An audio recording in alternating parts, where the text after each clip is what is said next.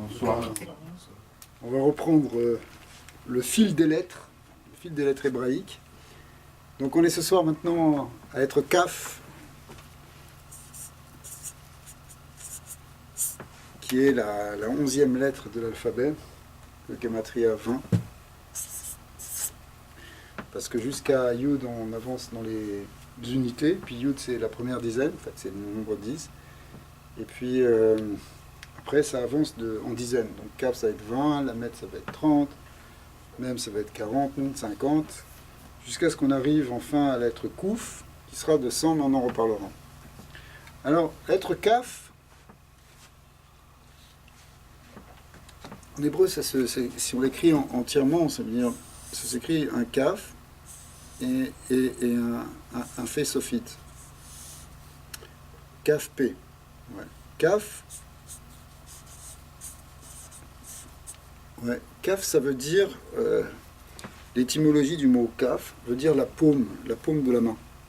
Donc dans la lettre Yud, on avait vu le Yad, la main qui doit s'ouvrir. C'est le Yud qui est l'idée d'ouverture, la première lettre du tétragramme qui représente l'origine, mais qui va s'ouvrir ensuite pour donner. Et Kaf, c'est la paume, c'est aussi le plateau de la balance. Les deux plateaux, quand on fait une balance, on a deux plateaux avec quelque chose qui tient la balance, et qui fait l'équilibre entre les deux. Et ce plateau, en fait, c'est la lettre Kaf. La lettre Kaf qui est presque comme un demi-cercle, elle représente l'idée justement de la paume de la main, qui représente l'ouverture. L'ouverture pour recevoir cette fois-ci. D'accord. Donc le Yad, c'était l'idée de donner, et le Kaf, c'est l'idée de recevoir. C'est aussi le Keli.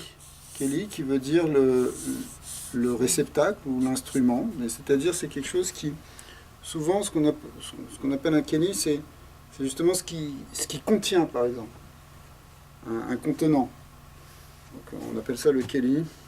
Le Keli pour faire l'ablution des mains, le réceptacle, ce récipient, on l'appelle Keli. Alors, il y a l'idée dans ça de Kaf, l'idée justement de réceptacle, mais en même temps, ce réceptacle, par exemple, on va le retrouver ce réceptacle, on va aussi le retrouver dans le mot kos. Kos qui veut dire le verre, ou plus exactement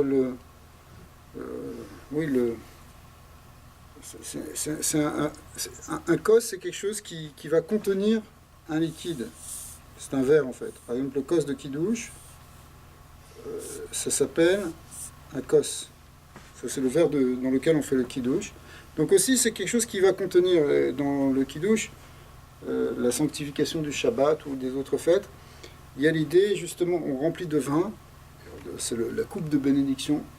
On la remplit de vin et on le remplit complètement pour que, justement, le réceptacle soit plein de la bénédiction. Alors, dans cette idée ici, c'est autant dans le Yad, c'est nous aussi qui sommes à l'image d'Hachem et on doit donner autour de nous, autant ici, il faut savoir aussi recevoir et conserver. Parce que par exemple, dans les lois du Kiddush, il faut que le kos, il ne faut pas qu'il soit ébréché. Il faut qu'il soit plein et pas abîmé, parce que s'il est bréché, s'il a des failles, il ne contient pas complètement. Or nous, on doit être en même temps des contenants au sens où on véhicule une sagesse, on transmet une sagesse. Hein. La sagesse, c'est pas quelque chose qui est quelque chose qu'on invente comme ça. Chaque personne, tout d'un coup, il y a un gars qui a une belle idée philosophique et qui invente. Non, on est des porteurs d'une tradition, donc d'une transmission, d'une sagesse. La vraie sagesse, c'est pas nous qui l'inventons, elle vient de génération en génération. Elle était connue par les anciens mieux que nous. Et en fait, à l'origine, elle vient même d'en haut. C'est une sagesse sacrée, divine, qui a été révélée aux prophètes. Aux prophètes, toute la Torah, toute la Bible, ce sont des prophéties. Un prophète, c'est quelqu'un qui doit développer la capacité de recevoir. Ouais. De recevoir, justement, la bénédiction. Donc il faut qu'il soit, qu'il contienne, qu'il retienne. D'ailleurs, le vin qu'on met dans la coupe de bénédiction, il représente cette sagesse. Il représente le vin, d'ailleurs, la gématria du mot vin, du mot yaïn en hébreu, c'est 70, qui est la même gématria que sod, qui veut dire le secret. Le vin représente les secrets de la Torah. La sagesse profonde, si vous voulez. Alors, on va retrouver d'ailleurs cette idée aussi dans le mot ken, ou kan. Kan, ça veut dire, c'est le nid. Écrire comme ça, kan. Le nid. Vous savez, la Torah elle parle d'ailleurs d'une mitzvah, le nid d'oiseau, hein, le kan sipor. Oui. Et le nid, ben oui, le nid aussi, c'est un réceptacle aussi dans lequel, en fait, les oisillons sont protégés. Ouais.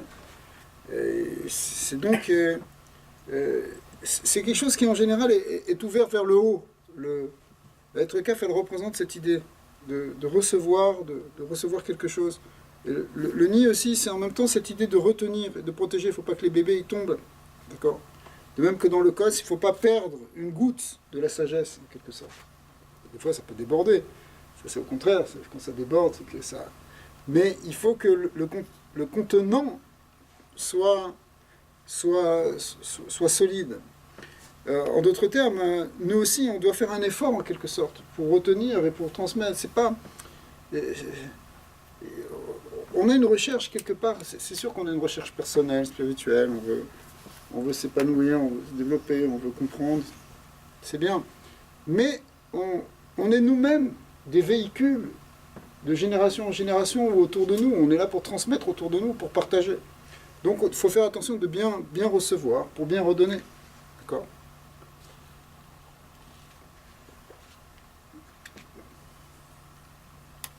En fait, il y a un mot qui est très important, c'est le mot keter. Keter qui veut dire la couronne. Alors la couronne, lorsqu'un roi met une couronne, en fait la couronne il la met au-dessus de sa tête. Pourquoi il la met au-dessus de sa tête ? En fait, c'est pour montrer que justement il a investi d'un pouvoir ou d'une influence supérieure et que lui-même se soumet d'ailleurs à cette influence supérieure. Le roi, il n'est pas simplement celui qui va donner sa loi pour écraser, mais théoriquement, il doit être lui-même aussi le relais d'une royauté d'au-dessus. C'est Dieu qui l'a investi comme roi pour qu'il puisse après s'occuper, protéger, nourrir son peuple. Mais l'idée, c'est que il doit, quand il met une couronne, en fait, le vrai sens de la couronne, c'est qu'il doit sentir, il doit comprendre qu'il y a quelque chose qui est au-dessus de sa tête. Tout simplement, le au-dessus de la tête. D'ailleurs, entre parenthèses, dans cet ordre-là, c'est finalement aussi c'est ce qu'on voit avec la kippa. Ouais, la kippa qui veut dire le mot kippa. Vous voyez, on a vraiment dans la racine du mot kaf, là, on a vraiment kaf p, les deux lettres du mot, de la lettre kaf, qui veut dire recouvrir. C'est un couvre-chef. Ouais. Kippa, la kippa qu'on met sur la tête, mais aussi, par exemple, sur un bâtiment, surtout si c'est un bâtiment avec un toit rond, ça s'appelle kippa, la kippa du binyan, de la construction. Le système de protection israélien contre les missiles s'appelle kippat à Barzel, ça veut dire une kippa en fer, ça veut dire une couverture, une protection. Donc ici, c'est quelque chose aussi qui protège, c'est l'idée de quelque chose qui protège du haut. D'ailleurs, les missiles, ils tombent d'en haut. Donc il faut mettre quelque chose, il faut mettre un écran en haut pour pas que ça tombe, si vous voulez symboliquement ce que ça représente. Mais derrière, c'est l'idée de Keter, de couronne, qui représente que justement, on est connecté avec quelque chose d'en haut. Alors, Keter, c'est aussi dans les 10 séphirotes. La première séphira, elle s'appelle Keter. D'accord ? Keter, Chorma, Bina, donc la couronne. Et on a dit que la valeur numérique du mot, de la lettre Kaf, qui est donc la base du mot Keter, c'est 20. Et effectivement, il y a 10 séphirotes, mais les 10 séphirotes, elles devaient être parcourues du haut vers le bas et du bas vers le haut. Je vais expliquer ce que ça veut dire. Mais quand on les parcourt du haut vers le bas et du bas vers le haut, ça fait 10 d'un côté et ensuite 10 de l'autre. Et on retombe sur le nombre 20, qui est justement la valeur numérique de la lettre Kaf, qui est la lettre du mot Keter. Donc le Keter, en fait, c'est pour atteindre cette couronne, qui est finalement, en quelque sorte, c'est la séphira le plus élevée, c'est l'union avec l'infini. L'idée de Keter, c'est la connexion avec le Ensof dans les séphirotes. Pour ça, il va falloir parcourir tous les degrés des séphirotes d'en haut, du haut vers le bas et du bas vers le haut. C'est-à-dire qu'il faut réaliser toutes les qualités. Les 10 séphirotes, pour nous, elles correspondent à ce qui est expliqué dans le palmier de Déborah. On dit que l'homme a été créé à l'image de Dieu, c'est-à-dire que finalement les forces de l'âme de l'homme, elles sont à l'image des 10 séphirotes. Et ça veut dire réaliser ces 10 séphirotes en nous, développer justement la sagesse, même développer la sphira de Keter en tant que telle. Là-bas, Rabbi Moshe Cordovero explique dans Parmi les Dvorak, ça passe par travailler la patience, travailler la bonté, la générosité à un niveau supérieur, même dans des niveaux qui nous sont pas forcément évident au départ. Mais il faut travailler. L'idée c'est que les kabbalistes développent, c'est qu'il faut en réalité réaliser tous ces aspects séphirotiques, les réaliser du haut vers le bas et du bas vers le haut. C'est quoi du haut vers le bas et du bas vers le haut? C'est-à-dire, du haut vers le bas, c'est quand on comprend des choses et qu'on essaie de les intégrer. Et du bas vers le haut, c'est quand on travaille sur nous-mêmes pour changer les choses en nous. D'accord? Il y a d'abord comprendre, et après, en fait, le vrai travail d'intégration, c'est quand on travaille du bas vers le haut. Du bas vers le haut, c'est-à-dire quand ça vient de nous. D'accord? Il y a des choses, par exemple, tu peux apprendre, il y a des choses, tu peux les apprendre. Alors, tu as appris, c'est déjà une première étape. Mais après, la deuxième étape, c'est que ça devienne une partie de toi-même. La sagesse, la connaissance, c'est être avec, c'est connaître. Ouais. Et pour ça, pour ça, ça demande effectivement un travail qui va, quand on appelle du bas vers le haut, ça veut dire un travail qui vient de l'être humain. C'est pas simplement qu'on reçoit, qu'on a compris, des fois on est éliminé par quelque chose. C'est très bien, c'est même, c'est excellent, mais ce qu'il faut, c'est arriver à transformer notre personne. Bilam, vous savez, c'est celui qui était c'était un grand sorcier, un grand magicien. Il faisait des choses. Il a essayé de s'opposer au peuple juif, de maudire le peuple juif. Finalement, il n'a pas réussi. C'est des bénédictions qui sont sorties de sa bouche. Vous trouvez ça dans la parachate Balak, dans le livre des Nombres. Mais lui, il recevait des influx, il avait des inspirations, mais il ne changeait pas. Il ne changeait pas sa nature. D'accord? C'est-à-dire que tu peux arriver à un certain niveau spirituel, mais tu es resté le même être attaché aux choses matérielles, profondément. Je veux dire, tu t'es pas encore affiné. Un homme saint, quelqu'un qui travaille. La sainteté, c'est un travail en quelque sorte. Bon, alors, la sainteté, c'est un grand mot, mais c'est l'idée d'arriver à intégrer les choses pour que ça devienne nous-mêmes, ça devienne une partie de nous-mêmes. Je sais pas, on va dire dans un niveau très simple. Tu peux apprendre des choses sur la générosité, être éclairé, comprendre, et rester le même égoïste en toi-même. Alors qu'est-ce que tu as gagné? Tu comprends? Tu as gagné que tu as compris des choses. Et bon, là j'ai pris un exemple comme ça, mais ça peut être un exemple sur des choses spirituelles, plus spirituelles si vous voulez. Mais même dans les choses plus spirituelles, il faut arriver à les intégrer. Le CAF, c'est ça, c'est recevoir pour intégrer. Il faut qu'on intègre, là, pas qu'on laisse, qu'on apprenne de la sagesse, puis qu'après on la perde. Le Harizal, qui était un des plus grands kabbalistes de tous les temps, au XVIe siècle, il habitait au XVIe siècle à la ville de Safed, de Tzfat, il dit comme ça, parce que lui, il avait des niveaux spirituels extraordinaires, mais il a expliqué, par exemple, que si on se met en colère, on a tous tendance à se mettre en colère, en un instant de colère, on peut perdre tout le travail, tout le bénéfice du travail spirituel, tous les degrés qu'on a acquis, pendant parfois des jours et des jours. Et après, il faut reconstruire en quelque sorte. Parce que si tu te mets en colère, ça veut dire que tu t'es complètement déconnecté de Dieu. Les maîtres disent, les maîtres du Talmud disent que quand on se met en colère, c'est comme si on avait fait un acte d'idolâtrie. Ouais, c'est quand même grand, l'idolâtrie. On va d'accord avec ce qu'on va faire d'idolâtrie. Oui, parce que, en fait, tu as perdu l'idée qu'il y a un Dieu créateur qui dirige tout le monde, qui dirige le monde en permanence. Et c'est pour ça que tu t'énerves. Tu t'énerves parce que tu ne comprends pas que c'est Hachem qui t'a mis dans cette situation. La colère en hébreu, ça se dit ka'as.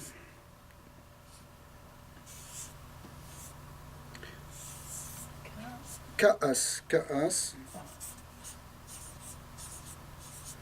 Ça commence aussi par un kaf, le ka'as. Et quelque part, c'est quand on se met en colère, on brise ce kéli, ce réceptacle qui est en nous, notre réceptacle, le réceptacle de notre âme, qui doit recevoir les influx spirituels. On les perd, après il faut reconstruire, c'est jamais définitif. Toute l'idée du judaïsme, c'est que même si on dérape, même si on s'est cassé la figure, on reprend et on va reprendre de plus belle, et on va être jusqu'à ce qu'à un moment, on casse plus, on casse plus. C'est on se met plus en colère, on casse plus le kéli, on détruit plus notre réceptacle. Alors, au début de la création, il y a eu une étape qu'on appelle la Shevirat HaKelim, la destruction des Kelim. Kelim, quand je rajoute un même à la fin, ça devient le pluriel. Ouais. Donc les Kelim, ça c'est au pluriel. Il y a eu la destruction des réceptacles des séphirotes. Les séphirotes elles-mêmes, elles sont à la fois réceptacles et lumière.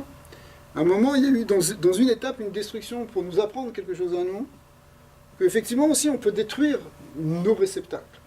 Bon, là-bas, c'était quelque chose il faudrait y revenir, ça demande un cours entier, on en avait déjà parlé. C'est pour ça que on va essayer de développer la force, le kohar. Le kohar, qui veut dire deux choses. Ça veut dire la force, et la force telle qu'elle est contenue comprise dans la Torah, hein, c'est la force justement de maîtriser, de se maîtriser, Zeu Gibor à Kovesh et Titzro, celui qui domine son Yetzara. Et en fait, c'est la force pour garder les réceptacles, pour ne pas perdre. Si on a trop de lumière, si vous voulez, il y a des fois... pourquoi on dit la Kabbale, ça peut être des fois dangereux? Okay. C'est dangereux si quelqu'un, il n'a pas trop les pieds sur terre. Donc il est dans de la lumière, comme ça. Mais après, il trouve un trop grand décalage par rapport à sa réalité. Et ça peut créer une souffrance qui peut l'amener parfois... le Talmud, il nous parle de gens, de grands maîtres. Certains ont eu des très bonnes expériences comme Rabbi Akiva, il est rentré dans la sagesse, il en est ressorti, il est revenu aussi dans le monde. Mais d'autres sont... il est mort, ça veut dire quand on dit qu'il est mort, ça veut dire qu'il est mort spirituellement, après il était éteint, il avait trop vu de choses. Un autre est devenu fou, il n'arrivait plus à reconnecter avec la réalité, un autre est devenu hérétique, il ne comprenait plus. Alors nous on n'a pas peur de ça, mais il faut savoir que tout dépend de notre capacité de gérer les kélim, de gérer nos réceptacles. Pour ça il faut être fort. Notre force en réalité c'est justement d'arriver à contrôler notre capacité à recevoir. Il vaut mieux avoir plus de kélim que de lumière. Trop de lumière pour des petits kélim, si on n'a pas beaucoup de réceptacles, ça peut se casser. C'est comme si, je vais vous donner un exemple dans le monde moderne, c'est comme si vous faites passer un courant trop fort dans une résistance trop faible. Ok, voilà, qu'est-ce qui se passe? Le fusible, il casse. Ouais, il brûle. Pourquoi? Parce qu'il y a trop de lumière, trop d'énergie pour ce qui le contient. Alors que si on a plus de réceptacles et moins de lumière. Au pire, il ne va pas y avoir beaucoup de lumière, mais en tout cas, ça ne va pas se casser. En fait, notre travail, c'est d'essayer de trouver l'équilibre pour que notre personnalité, notre être dans ce monde, avec tout ce qu'on fait, dans notre vie quotidienne, où on est dans quelque chose de matériel, etc., mais qu'on soit des véhicules de la lumière. Mais pas que on fuit dans la lumière et puis après on se casse la figure. Ouais. La Kabbalah, c'est pas une mystique. C'est une démarche profonde, ésotérique, initiatique. On apprend des choses, on avance pas à pas, mais pas tout d'un coup on va se brûler. Il ne faut pas se brûler. D'accord ? Il faut travailler le Kali, le Kaf. Et si on travaille ce Kali, au contraire, c'est là qu'on va arriver finalement à la couronne, au Keter. D'accord ?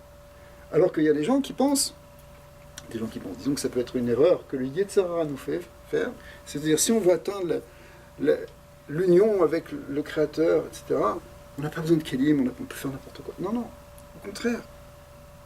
La Torah qu'on étudie, vous voyez tous ces livres qui sont autour de nous, en fait, ça aussi, ça construit des Kélim, parce qu'on apprend des idées, on place des choses etc.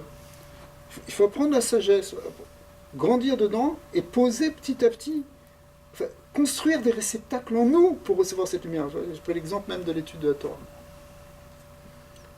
Dans l'importance d'avoir quelqu'un qui nous guide. Oui, c'est important. En tout cas, il faut prier pour ça. L'idée que nous disent les maîtres, c'est prie pour t'attacher à des bons maîtres, etc. Parce que c'est pas toujours évident. Les bonnes lectures, les bonnes rencontres. Le mot koar, qu'on a traduit par force, il veut dire aussi, au sens philosophique du terme, ce qu'on appelle la puissance. Il y a la puissance et l'acte. Ouais. Quelque chose qui est en puissance, c'est quelque chose qui n'est pas encore réalisé, si vous voulez, qui est en potentiel. Ouais. Donc le quark, c'est aussi le potentiel. Et finalement, dans cette idée, si vous voulez, c'est qu'on a tous un potentiel. On a tous notre être qui est en puissance, qui vient, au départ, c'est un petit bébé qui vient, c'est un potentiel. Et puis on va essayer de l'épanouir, de réaliser ce potentiel qui est en nous, de le développer. Et c'est ça, en fin de compte, c'est développer notre kélim, notre réceptacle, quand je dis réceptacle, ça veut dire on a l'impression que c'est simplement pour recevoir. C'est pas ça. C'est un peu aussi comme, on dirait, un vecteur. Un vecteur, c'est quelque chose qui véhicule. Ouais. Qui véhicule une énergie, qui véhicule une force. Donc on va développer ce koar, et comme ça, on va arriver au Keter. Il y avait un mot aussi qu'on aurait pu dire, qui est important, c'est le mot kaved. Kaved, qui veut dire lourd, littéralement. Mais qui veut dire aussi honorer. Par exemple, honore ton père et ta mère, ça se dit kaved et avicha ve'etimecha. Honore ton père et ta mère. Pourquoi ? Quel rapport avec l'idée de lourdeur ? C'est lourd, comme c'est lourd. Hein, non, alors, c'est quoi l'idée ? C'est que c'est donner du poids. En fait, quand on honore quelqu'un, on lui donne du poids, littéralement. C'est-à-dire on lui donne de l'importance. Honorer, c'est donner de la place, donner de l'existence, donner de l'importance. Et quelque part, on a une importance. C'est un sujet qui est un peu délicat parce que d'un autre côté, on nous dit de fuir les honneurs. Honneur, c'est kavod, c'est la même racine, c'est l'honneur, le kavod. Mais en même temps, on n'est pas là pour avoir une existence complètement éthérique. Non, il faut que ce qu'on fait, il faut que ça vienne dans le monde en quelque sorte. La Torah veut qu'on prenne notre place. Il faut prendre notre place. Il faut avoir un certain poids dans le monde. Alors encore une fois, il y a un piège. C'est de tomber dans une forme d'orgueil. Ouais. Et l'orgueil, c'est pas bon. Mais en même temps, c'est un sujet qui est très intéressant et très important. C'est que l'humilité véritable, c'est pas ne pas avoir de poids. Ce que tu as à faire, fais-le. Amène ce potentiel, ce corps qui est là, amène-le dans l'existence. Amène ta potentialité. Ne la laisse pas en retrait. Puisqu'en réalité, C'est Dieu qui t'a donné cette force-là. Cette force-là, il te l'a donnée pour que tu la manifestes. C'est comme si tu as une note de musique dans la partition divine. Joue-la ta note, sinon il va manquer quelque chose dans la symphonie. Tu veux dire, mais qu'est-ce que je suis, moi, qui je suis pour qu'on entende ma note? Non, non. Tu es une note que Dieu a créée, alors il faut qu'elle résonne maintenant. Et c'est à toi de faire résonner ce corps, ce potentiel. Donc il faut que tu aies un certain poids, entre guillemets, dans l'existence, une certaine... Oui, alors, on doit avoir un respect, c'est aussi le respect. Vous voyez, le respect de nous-mêmes, et évidemment le respect des autres. Respecter ses parents, mais c'est respecter aussi les sages, et respecter chaque créature. Ouais. Parce que chaque créature, elle peut t'amener quelque chose, pas simplement à toi, mais elle amène quelque chose dans le monde. Alors pourquoi toi, la vraie humilité, c'est de savoir qui on est, tout en se l'attribuant pas, si vous voulez. D'accord. Ça veut dire que... Mais si tu es grand dans quelque chose, parce qu'on est tous grands dans quelque chose, eh bien tu peux en avoir conscience. Et tu peux dire, ça c'est mon talent, ça c'est ma qualité, je vais la développer et je vais l'amener. Mais en même temps, à chaque instant, tu sais que c'est Hachem qui te la donne. C'est Dieu qui te l'a donné. Et là, elle est la vraie humilité. La fausse humilité, c'est de croire qu'on n'a pas de talent et qu'on vaut rien, qu'on n'est rien. Ça, c'est mauvais. Rabbi Shimon Bar Yochai, il dit que ça, c'est pire que l'orgueil. Il vaut mieux être orgueilleux que de croire qu'on est nul, qu'on vaut rien. C'est une forme d'orgueil aussi, parce qu'on pense qu'on est quelque chose, on pense qu'on n'est rien. T'es pas rien. Tu es quelque chose, mais tout ce quelque chose que tu es, c'est Dieu qui te fait vibrer à chaque instant. Alors tu le remercies, tu ne t'attribues pas à toi. Donc tu ne t'attribues pas non plus le bénéfice de tes actes, mais tu les fais, ces actes. Tu passes du corps au poil, c'est-à-dire tu passes en acte qui est en puissance, pour reprendre un langage plus philosophique. D'accord? Tu actualises ton potentiel.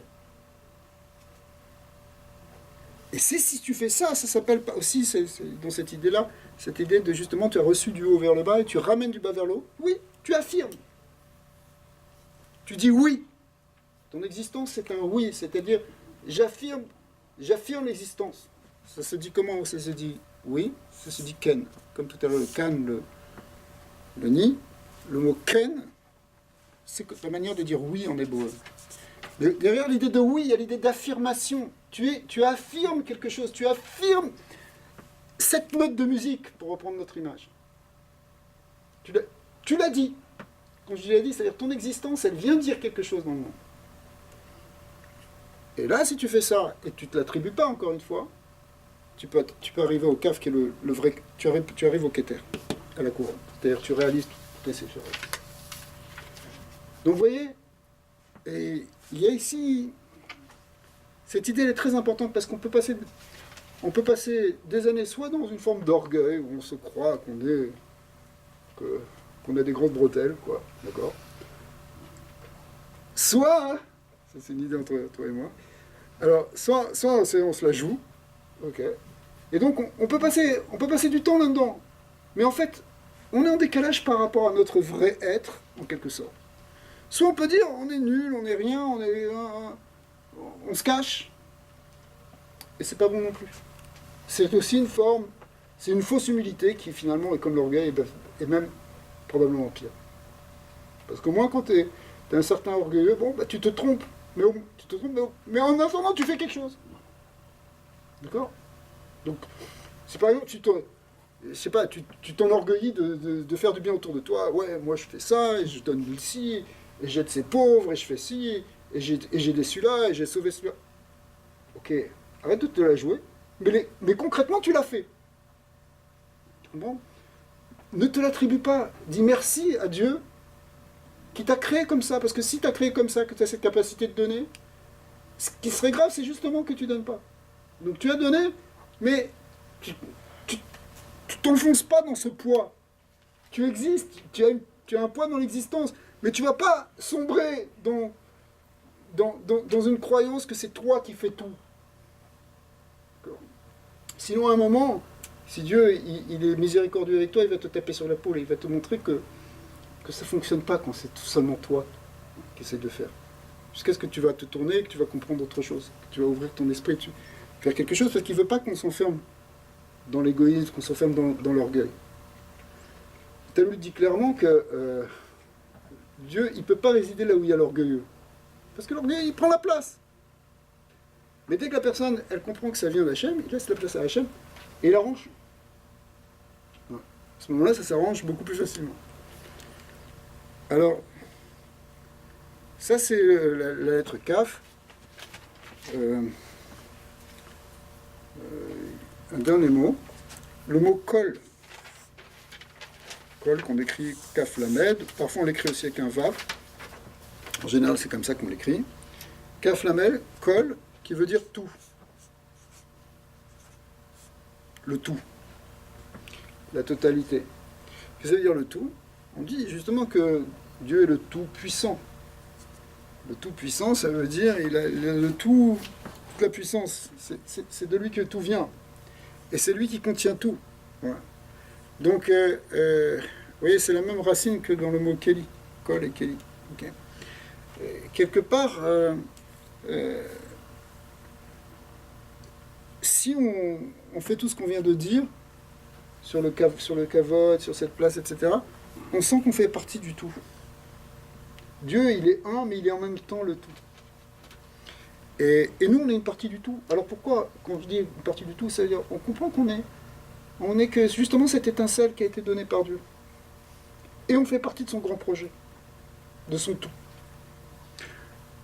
Je dis quelques mots là, mais en fait, il y a une idée ici c'est un concept à beaucoup méditer, à beaucoup travailler.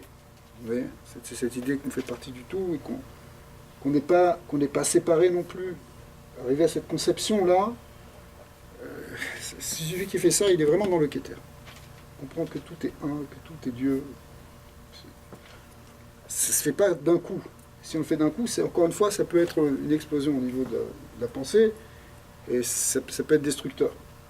Mais avoir cette conscience qu'on fait partie du tout, et donc on ne s'attribue pas, encore une fois, on n'a pas d'orgueil à ce moment-là. Eh bien, ça, finalement, c'est quelque chose d'extraordinaire. Et ça fait partie, si vous voulez, de l'unité divine, quand on dit le schéma Israël, quand on comprend que Dieu, comprendre que Dieu est un, qui est la base fondamentale du monothéisme, c'est comprendre que s'il est un, c'est qu'il contient tout, et qu'on fait partie de ce tout. Ça fait partie de ça. Mais c'est quelque chose qui, évidemment, se fait à la longue par du travail, etc. Ok, alors on va passer à la lettre Lamed. Bien que j'avais encore d'autres mots sur le Kaf, mais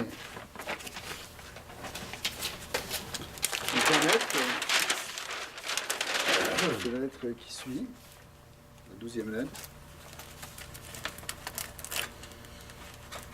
D'ailleurs, c'est intéressant parce qu'on a parlé on a fini sur le Kol, hein, donc ça c'est Lamed. Lamed, ce qui fait 30. Alors, on a fini sur le mot Kol que je réécris et qui fait le lien entre ces deux lettres, entre le Kaf et le Lamed. Ça c'est un Kaf et ça c'est un Lamed. D'accord. Intéressant parce que ces deux lettres, la 11e et la 12e, sont les lettres centrales de l'alphabet puisqu'on a 22 lettres. Donc 22 lettres, le milieu des 22 lettres en fait c'est la 11e et la 12e. La 12e, c'est le début des 11 dernières, et la 11e, c'est la fin des 11 premières, si vous voulez le dire comme ça. Ça fait, quand vous séparez 22 en deux, ça fait 2 fois 11. Donc effectivement, on a quelque chose qui contient le tout ici. Alors, Lamed, on revient tout de suite sur le mot Lamed. Le mot Lamed, il veut dire apprendre, Lomed. Et d'ailleurs, symboliquement, la forme du Lamed représente quelqu'un qui est assis en train d'étudier. Bon, alors, vous imaginez un peu, il a la tête un peu baissée parce qu'il est dans une forme justement de... Peut-être il se baisse sur son livre. Là, il est assis, vous voyez. Et des fois, le Lamed, on l'écrit avec la tête en haut, parce que des fois aussi, on relève la tête pour aller chercher l'inspiration. Okay. Et des fois, il est écrit avec La pointe, elle vers le haut, des fois vers le bas. Parce qu'il faut savoir monter et baisser la tête. Intéressant, parce que souvent, quand les Juifs étudient la Torah, ils font ce mouvement-là de balancer la tête du haut vers le bas, comme si on veut réfléchir aussi comme ça. Alors, effectivement, le mot lamed, c'est marqué dans les Midrashim, que ça s'appelle lamed mevin da'at. Donc ça, on détaille encore plus les lettres, si vous voulez. Et chaque lettre fait un mot. Lamed qui veut dire apprendre, mevin qui veut dire comprendre, et da'at qui veut dire la connaissance. Donc, apprendre et comprendre pour connaître. Donc c'est vraiment, on est dans l'idée de comprendre. Et ça correspond aussi, c'est marqué aussi, lève, je l'écris en français, lève, L-E-V, mevin, da'at. Donc la fin, c'est la même chose. Le cœur comprend et sait, et connaît. C'est-à-dire que le vrai apprentissage, c'est pas simplement au niveau de la tête, ça doit descendre dans le cœur. Il y a un verset, le fameux verset dans le Deutéronome qui dit Ve'yadata ve'ashevota levavecha ki Hashem Elokim.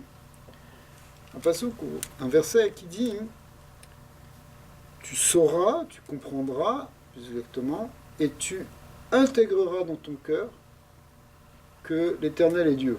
C'est-à-dire l'idée justement d'unité divine, c'est que c'est lui qui est partout et dans tout.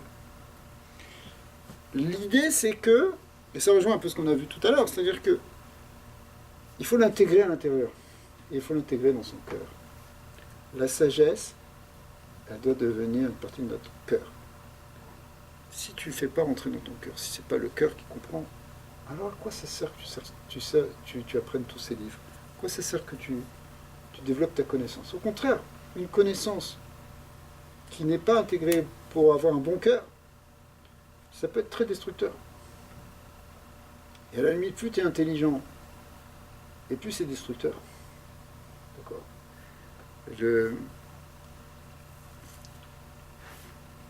La faute du premier homme, ce qu'on appelle Adam Arishon, c'est qu'il a consommé le fruit de la connaissance du bien et du mal. Le fruit de la connaissance du bien et du mal, c'est... Il y a eu beaucoup de choses qui ont été expliquées sur cette idée. Mais finalement, ça va représenter justement une connaissance qui va nous rentrer dans la dualité bien-mal, où on ne va plus être dans seulement le bien. Le Etz Hadat Tov Hara, l'arbre de la connaissance bien et mal, c'est que maintenant tu as du bien et tu as du mal. C'est bien d'un côté, mais tu as aussi quelque chose qui est négatif. Alors qu'il y a une idée de Etz Hadat Tov, l'arbre de la connaissance du bien. Quoi l'arbre de la connaissance du bien? C'est que ce que tu apprends, tu l'apprends pour faire du bien, pas pour faire du mal. Tu sais, tu peux apprendre on le voit, malheureusement, c'est partout dans le monde. Tu peux apprendre de développer l'intelligence pour savoir mieux voler, pour savoir mieux tuer, pour savoir mieux manipuler, dérober, tromper. C'est une forme d'intelligence. Ça s'appelle la connaissance du bien et du mal. Des fois, c'est quand même la connaissance que du mal. Ok? Mais normalement, hein, ça devrait être la connaissance simplement du bien. C'est-à-dire que toute la connaissance, elle est pour amener la bonté divine dans ce monde. Ouais. C'est ça l'idée que le cœur, il doit comprendre, parce que le cœur, c'est justement le bien, normalement. Dans notre cœur, il peut y avoir aussi un côté bon et mauvais. C'est pour ça qu'on a deux ventricules, qui représentent justement cette dualité qui peut être... Mais l'idée, c'est d'arriver à transformer le cœur, que le cœur, il intègre justement la sagesse qui est unique, qui est pas duel, qui est justement rien, qui n'est que de l'amour de Dieu, finalement. Qu'on l'intègre, nous, aussi dans notre cœur. Ouais. Alors, pour ça, on va utiliser dans l'étude, par exemple, l'étude, elle doit être toujours faite, la Torah orale, elle doit être récitée oralement. Et pour ça, on va retrouver ça dans le mot lachon. Lachon, qui veut dire la langue. Parce que la langue, elle peut être aussi... ça peut être la langue pernicieuse du serpent, là, dans le début de la Genèse, qui vient, et la langue fourchue du serpent, en quelque sorte. Okay, mais la langue, elle doit être notre langage, notre parole. C'est elle qui va faire entrer dans le cœur. Pourquoi on fait des prières? Pourquoi on récite la Torah? C'est pourquoi on le dit? Parce qu'en fait, tous ces mots-là, on essaie de les intégrer, on les fait rentrer. Ouais. Bien sûr, on a toujours le libre arbitre d'avoir un faux langage, d'être différent de ce qu'on a à l'intérieur par rapport à ce qu'on dit à l'extérieur. Ça, c'est le trompeur. D'accord? On peut se tromper nous-mêmes, on peut faire croire aux gens, on peut faire croire qu'on est quelqu'un de bien, etc. Okay. Mais théoriquement, le lachon, tout à l'heure, on a représenté la balance, et ces deux lettres, elles sont vraiment liées là. Dans la balance, on a vu, il y avait un axe. Vous savez, dans ce symbole-là, on a l'axe, le symbole des trois axes de l'arbre séphirotique. Vous savez, les séphirotes, on les représente toujours sur trois kavim en hébreu. Côté droit qui représente l'amour, côté gauche qui est la rigueur, et le cave, l'axe du milieu qui est l'équilibre entre les deux, qu'on appelle aussi le lachon. Dans une balance, il y a l'axe qui va permettre justement de déterminer entre la droite et la gauche, ça s'appelle le lachon. La langue, elle peut nous permettre de trouver l'équilibre entre l'amour et la rigueur, ou de basculer d'un côté ou de basculer de l'autre. Ta langue, elle peut t'aider à aller vers le bien, ou elle peut t'aider à aller vers le contraire du bien. D'accord? On voit, tout est... Le langage, par exemple, aujourd'hui, il est... Quand je dis aujourd'hui, c'est de tout temps. Mais aujourd'hui, on peut le constater, pour nous en tout cas, il peut être vraiment très destructeur. Pas seulement le double langage, mais par exemple dans le langage des médias, tu peux faire passer des idées subliminales. Comment tu traites une information? Ouais. Quel langage tu utilises? En fait, tu peux manipuler par la langue.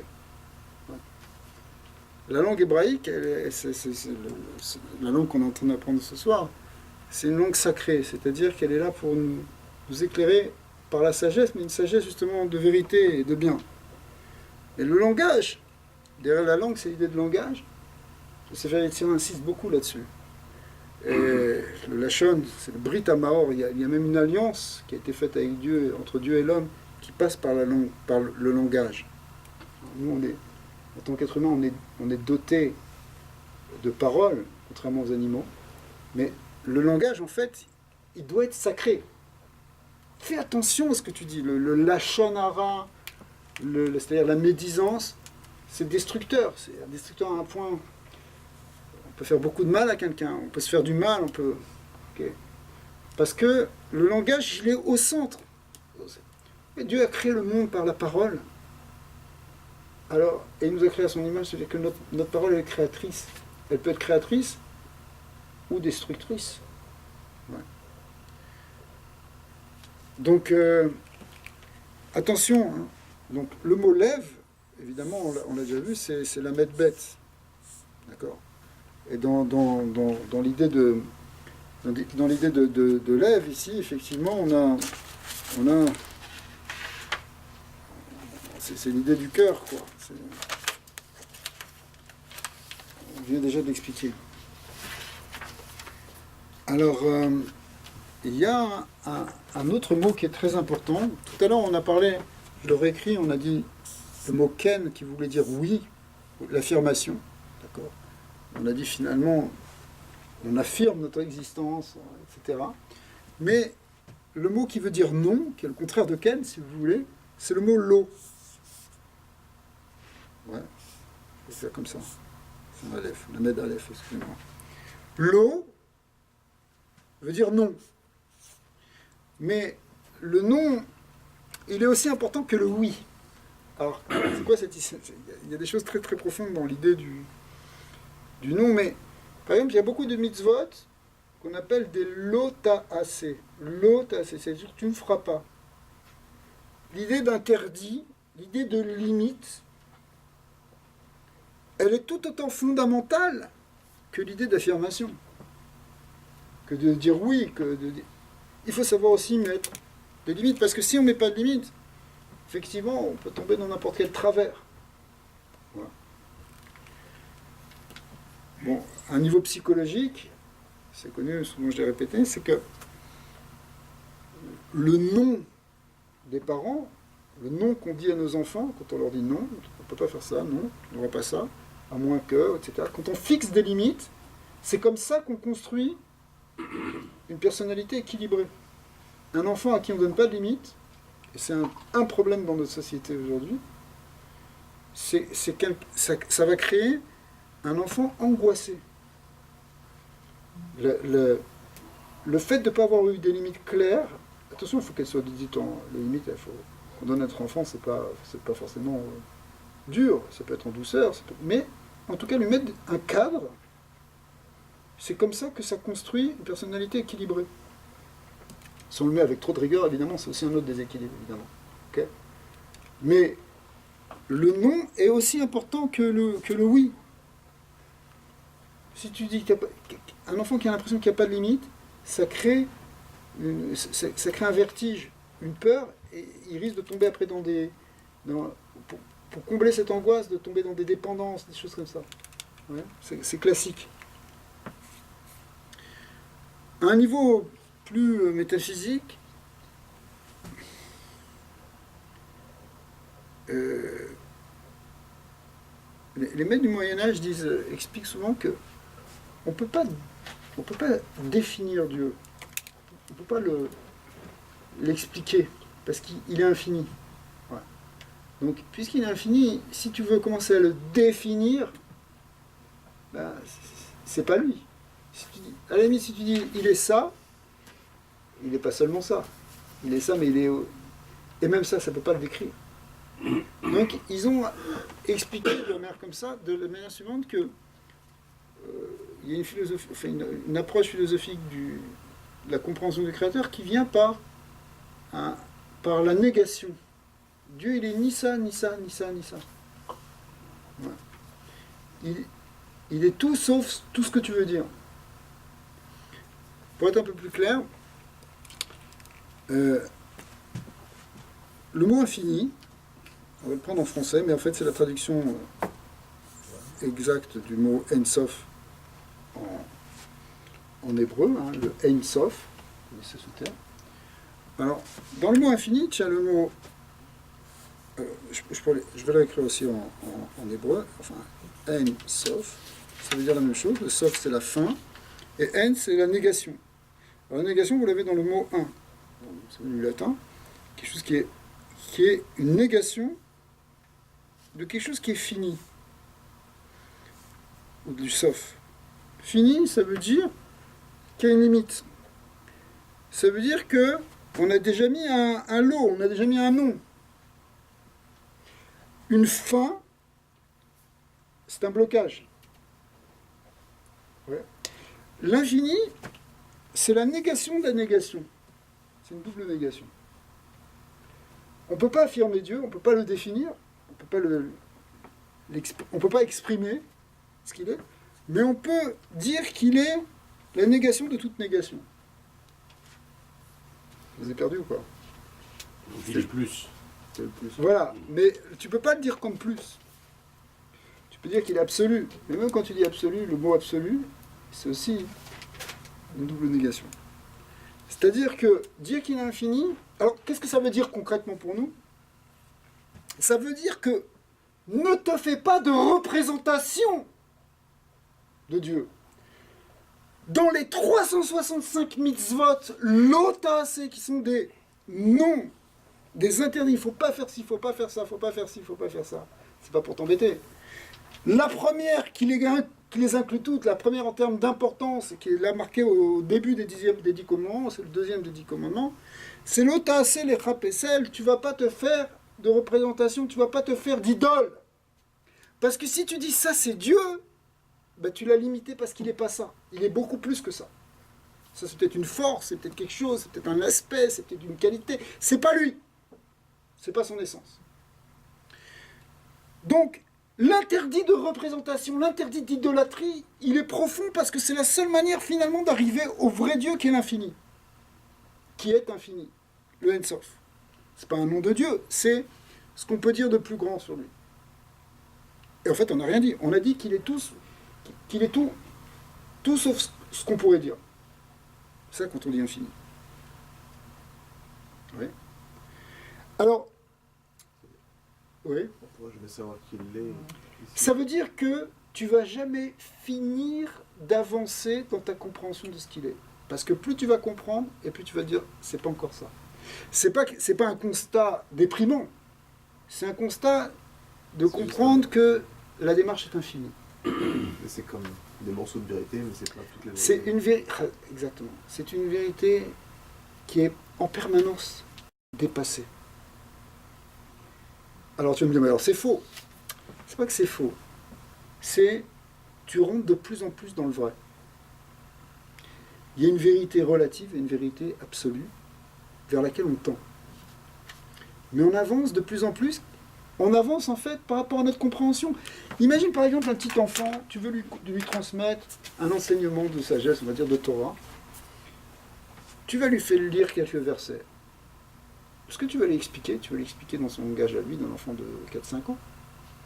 Et il va le comprendre. Voilà, Abraham, voilà ce qu'il a fait, il a parlé comme ça, il a eu des invités, il leur a servi à manger. Et l'enfant, il apprend quelque chose. Et ce que tu dis, c'est vrai. C'est une sagesse, il apprend aussi cette idée de générosité, etc.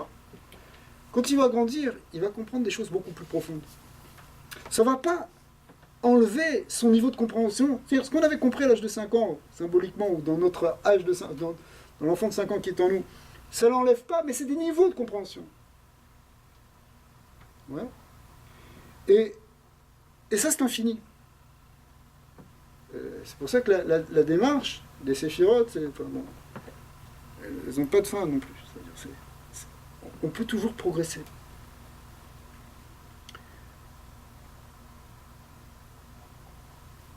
En fait, c'est ça l'idée, c'est qu'il y a un cadre dans lequel tu progresses en permanence.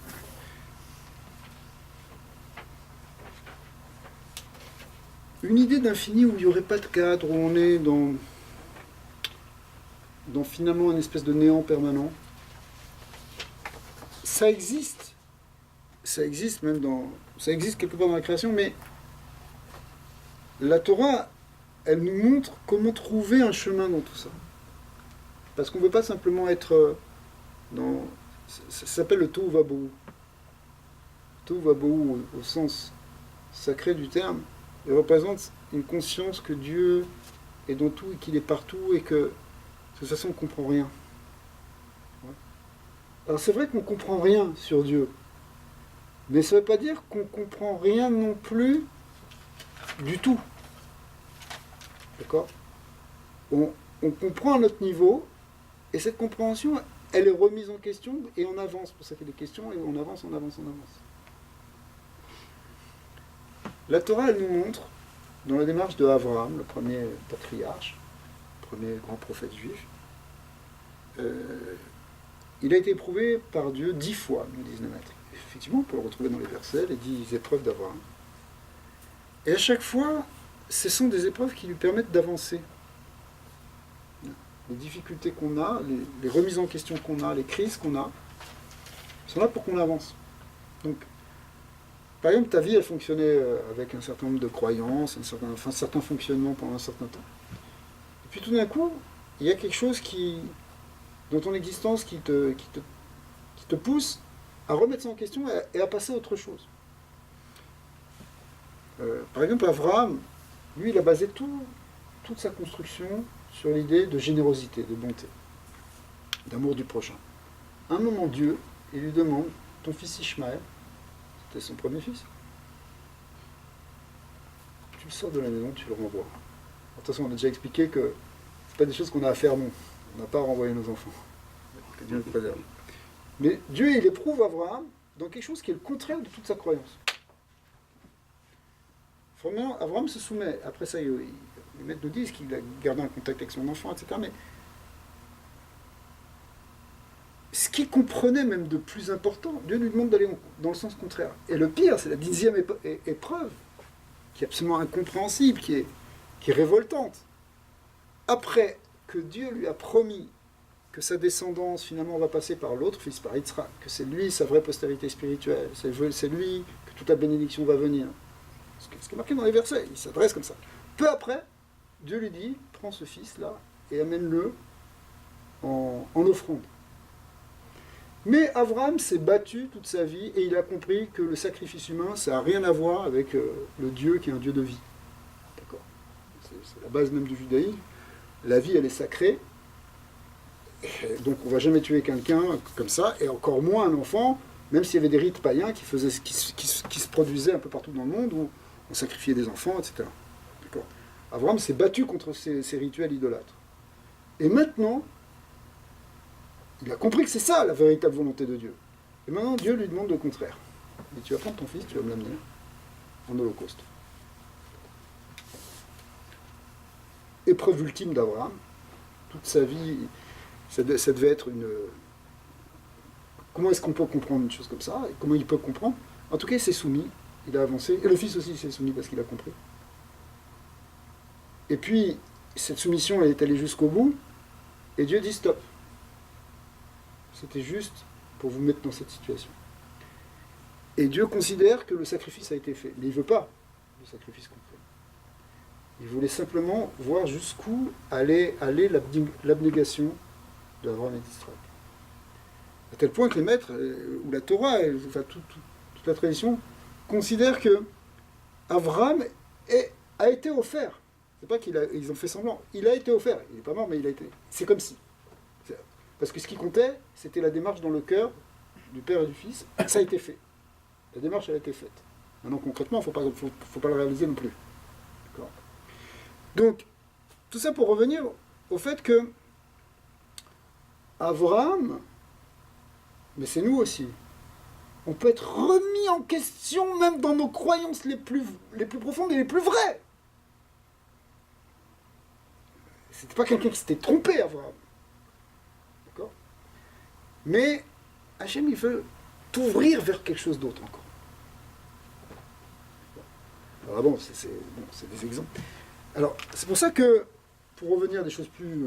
on n'est pas dans les épreuves d'Abraham, heureusement, mais c'est un modèle pour comprendre que, si vous voulez, si on commence à se dire, bon, moi c'est carré, j'ai compris le monde, j'ai compris l'existence, je sais comment ça fonctionne, etc. Ok. Et tu sais que Dieu il est infini, si tu as compris avec ta petite tête, ou avec ton petit cœur, avec ta petite expérience de quelques années dans ce monde, tu as compris quelque chose? Tu as compris quelque chose à ton niveau, et c'est comme ça que c'est bien. Mais sache que ne t'enferme pas dans ça. Tu vas comprendre d'autres choses, tu vas aller plus haut, tu vas grandir. Tu sais, je veux dire, la plante, avant de devenir un grand arbre, elle a passé par des étapes. Alors quand elle était une petite pousse comme ça, elle pourrait se croire qu'elle est déjà réalisée. Mais attends, tu vas devenir un arbre immense. C'est-à-dire votre compréhension, elle peut monter, elle monte jusqu'au ciel si vous voulez. Et en même temps, on sait que même l'arbre le plus grand, qu'est-ce qu'il est par rapport à Dieu? Il est rien. Vous voyez ce que je veux dire? Ça veut dire, on garde l'humilité totale de savoir qu'on est face à l'infini. Mais en même temps, si toi tu commences à t'enfermer dans quelque chose, alors bon, c'est ok, tu as limité Hachem. Alors tu ne peux pas le limiter, il ne faut pas le limiter.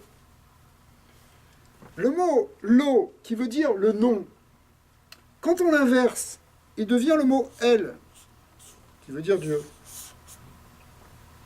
Aleph Lamed ou Lamed Aleph. C'est pour ça qu'on a besoin du nom. C'est parce qu'on veut retrouver Dieu. Parce que si... Mais comment le nom? Le nom, pour dépasser la limite, si vous voulez. On a besoin de limite et on a besoin de dépasser la limite. Et c'est comme ça qu'on va trouver l'affirmation absolue du divin, qui est le mot Kef. C'est un peu compliqué ce que je dis, mais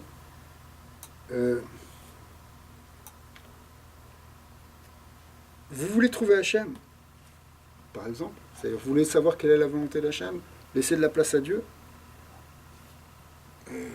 Mettez-vous d'abord des limites que vous allez savoir dépasser. Les limites de notre compréhension, voilà, c'est ce que j'ai appris. Ok, c'est clair. Mais je vais aller un peu plus loin, de plus en plus loin.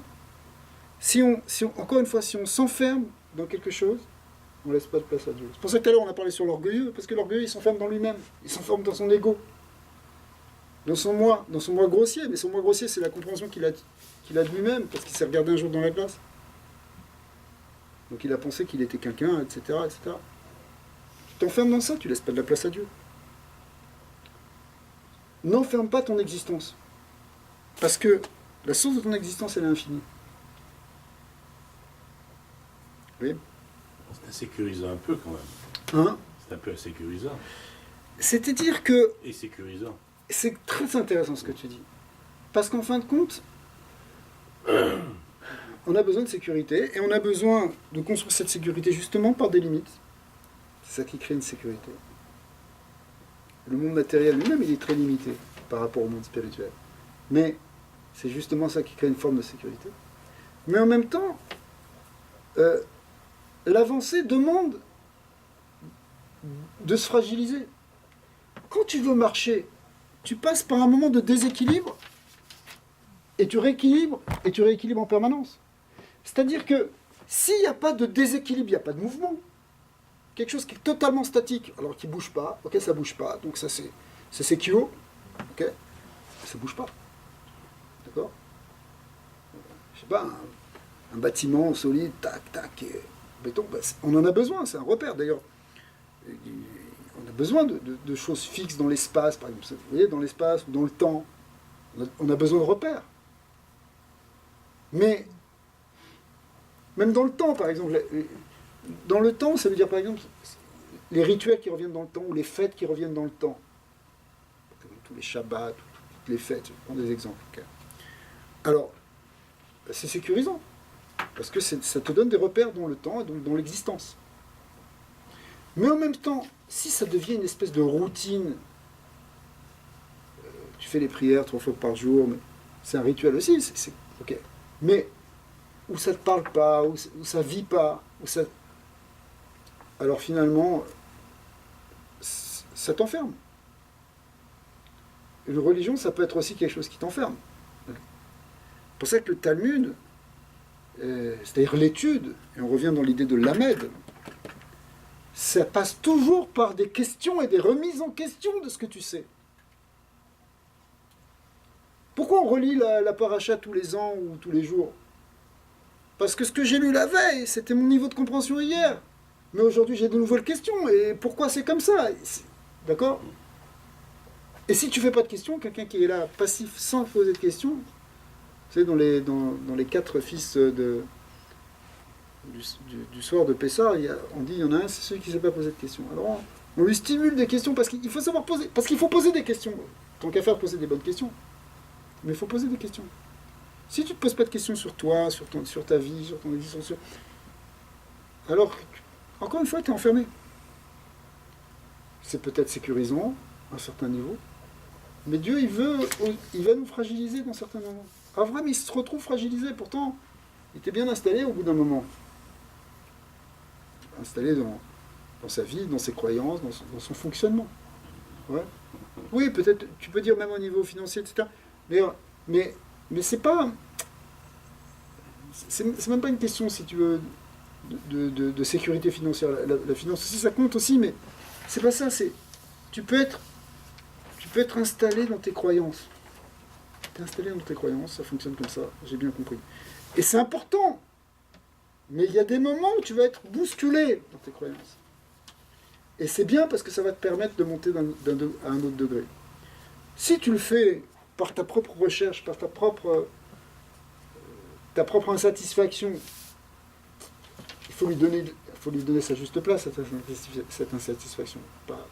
Si tu as une vie tout le temps insatisfaite et toujours tout le temps remettre tout en question, etc., ça peut être aussi pénible. Pas de ça, non. On parle d'être capable d'avancer. Et encore une fois, avancer, ça demande un déséquilibre. Donc, l'aïrat shamaïm, la crainte de Dieu, c'est une fragilisation. C'est-à-dire qu'on comprend que c'est pas nous qui sommes réellement les maîtres de notre vie. Il y a un pouvoir qui est au-dessus, qui est en nous, si vous voulez, mais qui est... Donc, on se fragilise, c'est pas mauvais d'être fragilisé. Quelqu'un qui pense qu'il a tout, c'est une forme d'orgueil. Et à un moment, il y a quelque chose, un petit truc. Il y avait l'empereur Titus là, qui a détruit le temple. Et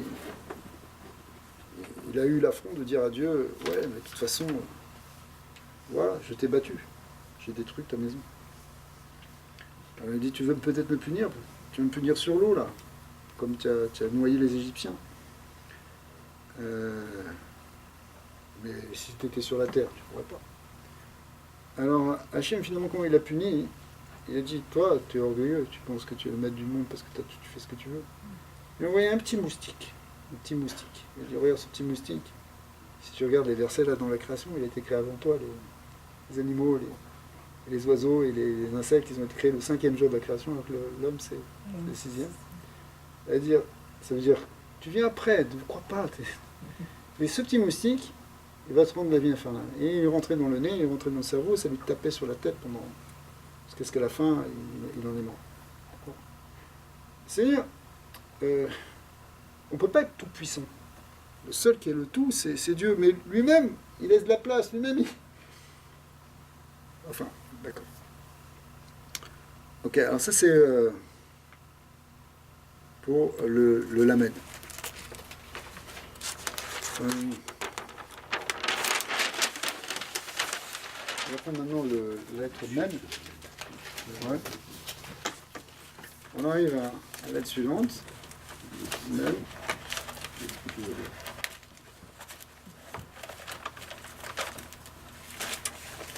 Même. Il ne nous aime pas. Ouais, il n'aime pas. Voilà. Il n'aime pas qu'on l'écrive non plus, c'est difficile à écrire. Ouais, il est difficile à écrire. Et plus.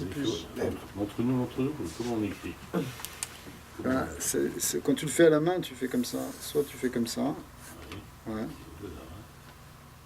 Dans l'écriture hébraïque moderne, enfin, on fait aussi comme ça, mais ouais, ça ressemble à un N, mais ça c'est le même.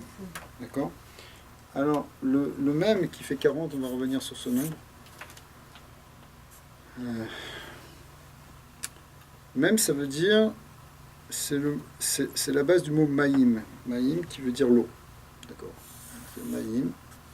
On l'écrit même yud et même, mais il y a une deuxième manière d'écrire le même. Quand il écrit en fin de mot, il écrit sous forme d'un carré.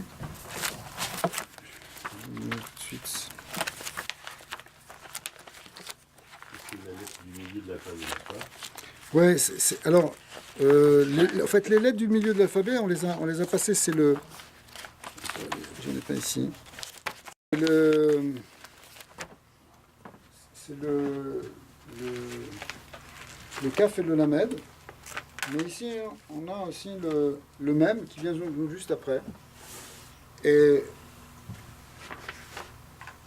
là, vous avez un même sophite ici, comme ceci.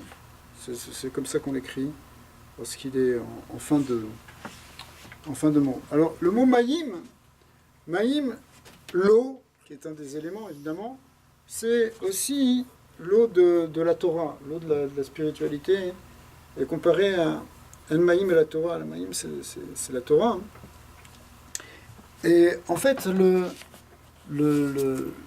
va retrouver ça aussi dans l'idée de Maïm qui...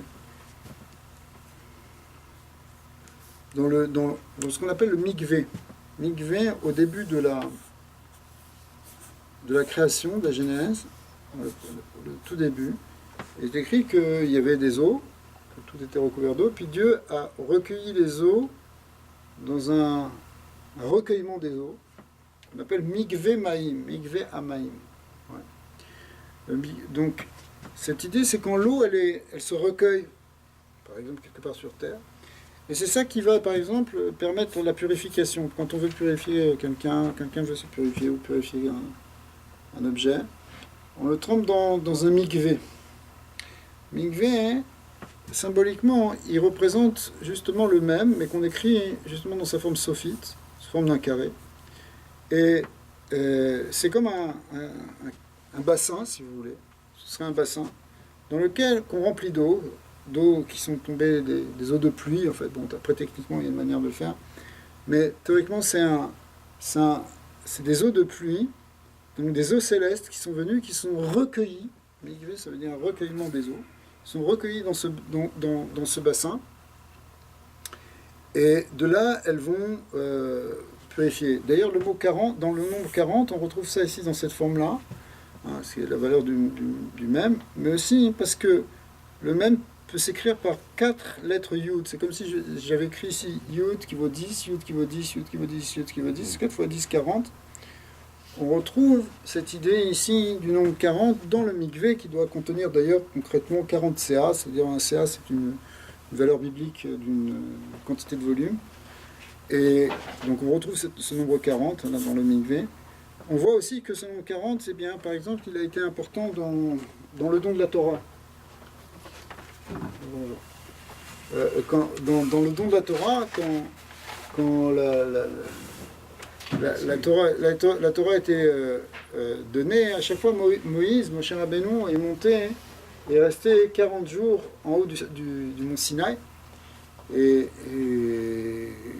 concrètement, en fait, il est resté 3 fois 40 jours, parce qu'il est monté d'abord 40 jours, c'est là qu'il a reçu les premières tables de la loi, mais comme il venait de faire le veau d'or, il a brisé ces tables de la loi, il est remonté encore donc 40 jours pour demander pardon pour le peuple, et puis 40 jours encore pour recevoir à nouveau la Torah, et recevoir donc les secondes tables de la loi, celles qui ont été gardées après.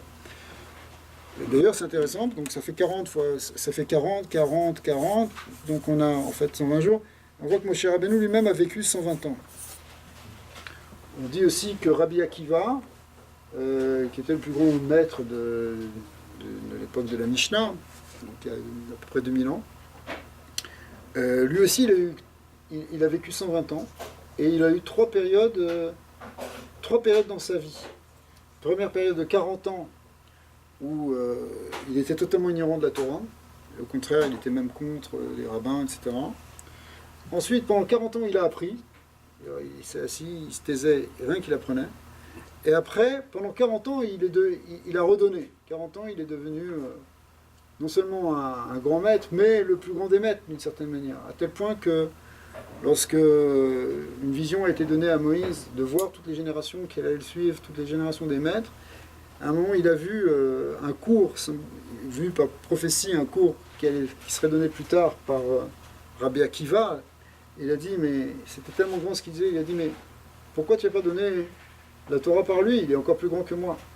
Et Hachem lui a dit, non, écoute, chacun il a sa place, c'est toi que j'ai choisi.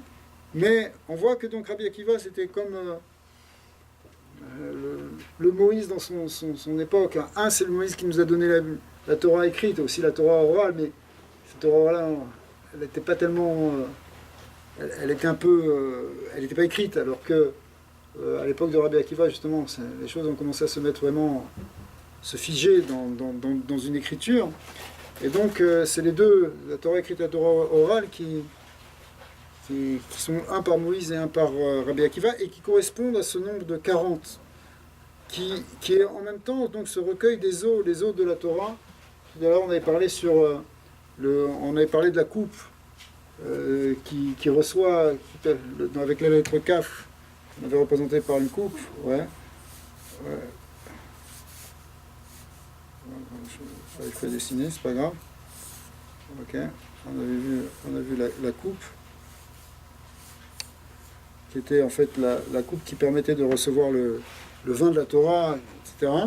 Mais ici, on a la même idée, si vous voulez, mais c'est le bassin qui vient et qui recueille les eaux de la Torah aussi. Donc la Torah, c'est à la fois une connaissance qu'on essaye d'intégrer, qu'on essaie de véhiculer, comme on expliquait tout à l'heure, l'idée de transmission, et y compris transmission des secrets, mais c'est aussi une sagesse dans laquelle on s'immerge. C'est quoi s'immerger dans la sagesse? Ça veut dire y rentrer complètement. C'est pas... ça veut dire... L'idée de la Torah, ça veut dire rentre, fais confiance, plonge dedans, plonge dans la Torah. Ok? Plonge dedans parce que c'est ça qui va te transformer, c'est ça qui va te purifier. Aie confiance dans cette sagesse. Commence pas à essayer de l'analyser de l'extérieur en te disant non, fais-lui confiance. Ouais.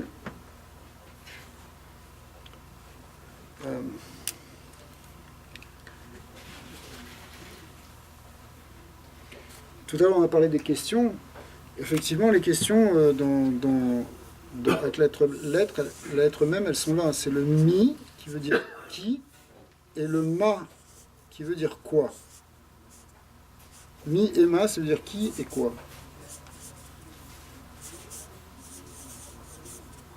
Hein, la Torah, encore une fois, c'est d'abord se poser des questions. Mais il y a des questions qui sont fondamentales, et qui sont essentielles. C'est qui? Qui tu es? Réponds à cette question. Pose-toi cette question tous les jours de ta vie. Qui es-tu? On va dire, encore ce nombrilisme? Non, non. Justement, dépasse les croyances de ce que tu as sur toi-même. Est-ce que tu es sûr que ce que tu... Va plus loin dans la question du qui. Si tu vas jusqu'au bout de la question du qui, tu arrives à comprendre que tu n'es pas autre chose que une étincelle divine. D'accord? Parce que si tu crois que je suis ci, je suis ça, etc. Encore une fois, cet ego autour duquel on tourne depuis tout à l'heure, tu le remets en question et tu avances par la question qui. La question de l'identité. Qui es-tu? D'où tu viens? C'est quoi ton origine? Pas simplement familiale et historique. Derrière tout ça. Oui. Ben, justement, vous parlez d'ego, est-ce que cette étincelle divine, c'est pas ce qui nous appartient quelque part à nous? Exactement. En fait, c'est ça la vraie réponse à ce qui on est. Parce qu'on a le droit de dire je suis ça, dans le sens ça m'appartient. C'est ça, mais le problème c'est Pas forcément avec l'ego, mais. qu'est-ce que tu mets derrière ce mot? Qu'est-ce qu'on a compris derrière ce mot? Tu comprends? Mais ce que tu dis c'est vrai. Mais c'est sans fin parce que ça peut pas être une représentation limitée, encore une fois. Si on croit qu'on est quelque chose, c'est encore une imitation. Dire qu'on est une étincelle divine, si tu veux, on emploie des mots, comme on a parlé tout à l'heure du lachon, du langage. On a besoin du langage pour nous rapprocher de tout ça. Mais en même temps, le langage, il nous limite. Donc, c'est pour ça qu'on va poser des questions, on va reposer des questions encore. Et la question ma, c'est quoi l'univers? C'est quoi la réalité? La question du réel. Et la réponse, effectivement, on va arriver aussi à l'idée de présence divine. Que derrière tout ce qui est réel, par exemple, la science, elle se pose la question quoi? C'est quoi? C'est quoi la matière? C'est quoi le fonctionnement? C'est quoi l'essence de la matière? Alors on va pousser des atomes, des quarks, etc.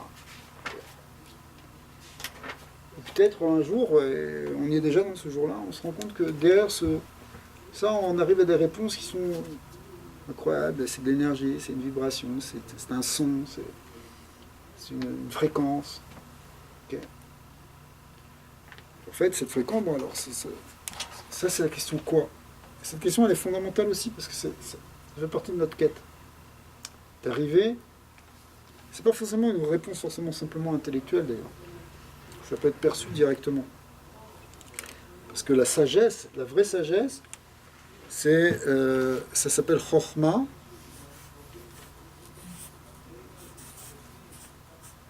Excusez-moi. Chokhmah, qui veut dire qu'on change l'ordre des lettres, on dit Koachma. Koachma. Est-ce que j'ai dessiné le même comme ça? Koachma. Donc on a les deux mots qu'on a vus tout à l'heure, le koar et le ma. Le koar qui est la puissance, qui est le potentiel qui se cache, c'est-à-dire la racine en quelque sorte, la source de la réalité, du ma. Le ma c'est quoi? La vraie sagesse, finalement, c'est comprendre la réalité dans sa source, dans ce qu'elle est réellement, pas dans ce qu'elle simplement laisse paraître. Tu vois une table, alors, tu vois du bois. Alors, qu'est-ce qu'il y a derrière ce bois? le Balatania, le grand maître de la Chassidut Chabad, il regardait le plafond, il voyait la poutre, il disait « Je ne vois pas la poutre, je vois le divin qui fait porter cette poutre, qui est derrière cette poutre. » Quelque chose qui est délicat, parce que si on commence à voir Dieu partout, attention, on risque aussi de déraper. Mais lui, c'était un vrai sage, il est arrivé, il arrivait à voir ce qui se cachait derrière l'apparence de la réalité, il voyait la réalité dans son essence. Et ça, c'est la vraie chorma, la vraie sagesse. D'accord. Et pour ça, on a besoin de s'immerger complètement, de se plonger dans les mets à migver, dans le maïm, dans les maïm de la Torah. C'est-à-dire que c'est pas simplement une compréhension intellectuelle des choses.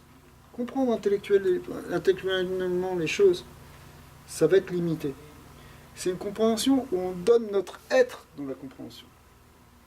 On rentre, on fait un avec la chose. On s'immerge, comme si on plonge dans la sagesse. Tu ouvres un livre de Torah, tu plonges dedans. Okay. Et là, tu vas commencer à voir les choses autrement. Tu vas le voir avec l'œil du cœur, dont on parlait tout à l'heure. Et tu vas arriver à la vraie sagesse.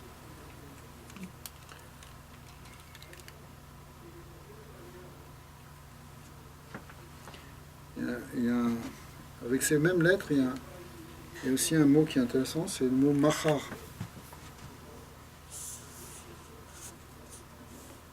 Machar, qui veut dire demain. Demain, c'est l'idée de futur. Il y a l'idée en réalité de... Quand on dit l'idée de demain, l'idée de futur, c'est que justement, on ne fiche pas. Figer, c'est bloqué dans le passé, c'est bloqué dans... L'eau, elle est en perpétuel mouvement. Alors c'est vrai elle peut se poser dans un mikvé, mais sa nature, c'est que elle est totalement mobile. Donc il y a un jeu entre retenir, contenir, et en même temps faire circuler. Ce qu'on disait tout à l'heure sur cette idée de remise en question. Tu sais, tu as construit, tu as sécurisé ta compréhension, mais en même temps tu remets en question. Il faut qu'il y ait un mouvement. Des eaux qui stagnent, ça devient après néfaste. L'eau vive, c'est encore plus grand que le mikvé, c'est la source d'eau vive, les maïm chaim, ce qu'on appelle les maïm chaim, l'eau vivante, ou l'eau vive. Ça, c'est un niveau qui est encore plus grand que le mikvé, ça purifie même des niveaux qui sont encore plus élevés. D'accord. Par exemple, le lépreux, le Metzora, qui représente des choses tellement importantes aussi, ça ne peut se purifier que dans de l'eau vive. Même chose aussi pour purifier quelqu'un qui a été en contact avec de la mort, il faut l'asperger avec une eau vive. Et l'eau de vie qui est Maria. Voilà, l'eau de vie, ça vient de là. Maria, en arabe d'ailleurs, Maria, ça veut dire Mechaim. En hébreu, on a Maria. Ça veut dire. C'est l'eau de vie. Mais oui, parce que la Torah aussi, c'est une eau de vie. C'est la source de vie. Donc il y a un lien entre la vie et l'eau. C'est certain que sans eau, il n'y a pas de vie. Et c'est quelque chose qui purifie, c'est-à-dire qui redonne de la vie. Et même qui purifie de la mort.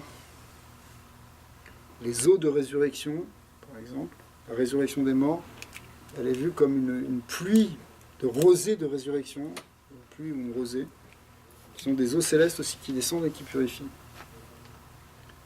Il y a un lien entre la symbolique du mikvé et la symbolique de la résurrection des morts. Donc effectivement, donc dans le Mayan, ça veut dire la source. Donc c'est encore plus grand que le mikvé. On va rester avec les mêmes manières d'écrire les lettres.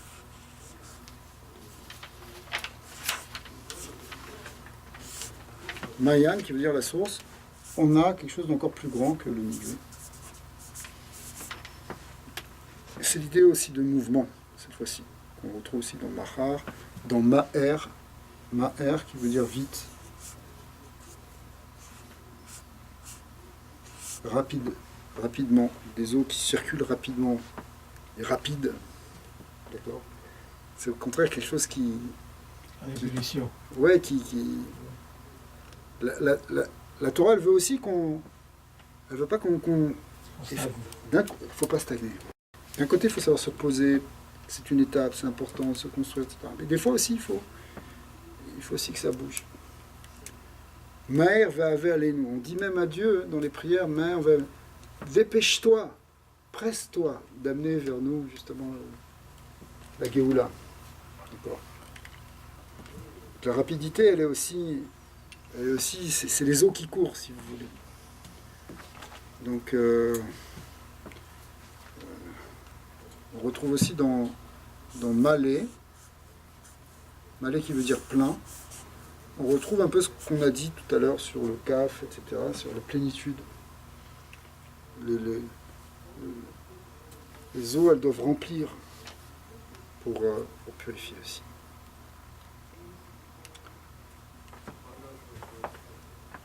D'ailleurs, on retrouve ça aussi dans, on a dit Mikveh Hamayim, c'est aussi le Yam. Yam, c'est Yud même, qui veut dire la mer. Mer, M-E-R.